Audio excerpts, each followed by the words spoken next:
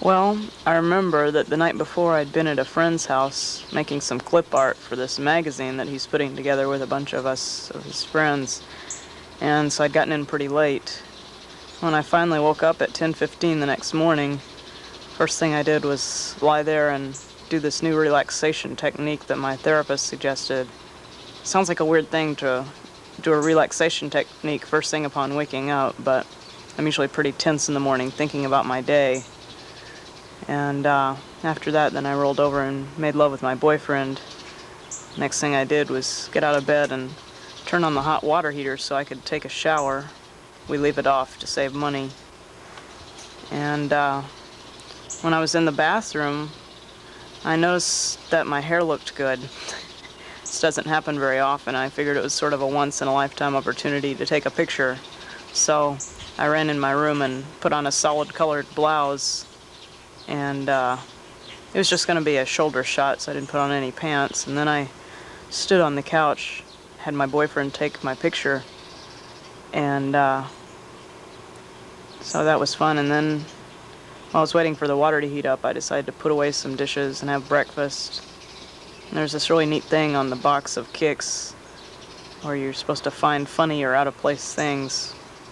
And I took my shower, and by the time I was finished putting on makeup and gelling my hair and all that, it was about 2 o'clock, as my boyfriend so sneeringly pointed out, since he'd wanted me to help him shell peanuts for this carrot peanut roast recipe he was making, which I thought was a pretty boring name, so I later renamed it Bedelia Land.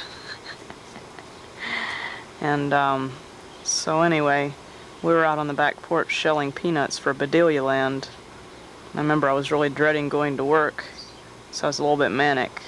And I was just kind of sitting around shaking the peanuts instead of shelling them so I could hear them rattling around in their shells. Sometimes I'd pull them open and just kind of put my finger in there and feel how soft and white they were on the inside of their shells. And so he was working about 3 times as fast as I was, but that's nothing new. I tend to do things really slowly. And I was enjoying the sunshine so much, I said, well, I'll help you as long as I can stay out here. So he gave me some carrots to grate out in the casserole dish.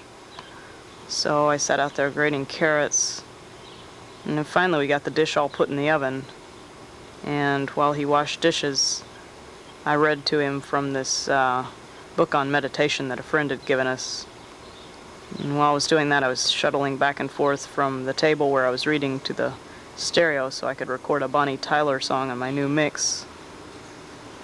Then when the microwave timer beeped, we got Bedelia Land out of the oven and started eating it, and it was really fantastic. And we talked about Hegel's dialectic or something like that at lunch, I don't remember. And shortly after we ate, of course, it was time to go to work. So we walked out, we looked at the ducks in the pond as we went past. And of course we got to Dial America. And, well, that's where we work as telemarketers, so we call people on the phone and call and call and call. Sometimes think if anyone knew what I did for a living, they'd stone me, because everybody hates telemarketers. And anyway, we call people and try to convince them to look at this preview of a series of children's books. And then we stumbled out of work, emptying our water cups into the parking lot. And when we came home, we can walk home from there actually, it's time for corn on the cob. And my boyfriend read his family's newsletter, the Round Robin. It's this thing they pass around in their family, and they all write on it. There's this Xeroxed article about my boyfriend's parents. They're nationally ranked race walkers. They're in their mid-50s. His father's actually the second fastest in Indiana. And there's also something in the Round Robin about my boyfriend's sister. Seems she was the only person in her group of 6 to pass her hairstylist exam. So now she's working in a walk-in salon at Ellis Ayres in a mall. And since I had to get up early to work the next day, we got ready for bed. He usually reads to me at bedtime, and recently we've been reading a book called Walden 2 about this planned community, and the founder of this community relies on, quote, behavioral engineering. So anyway, he read to me about that.